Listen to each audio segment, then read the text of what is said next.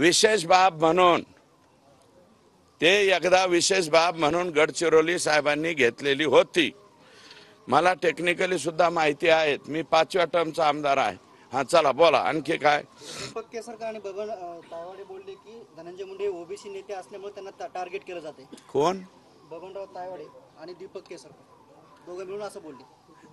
मला नाही उत्तर द्यायचं। चला ह्याच्यात कुठं ओबीसी काय आणला हो?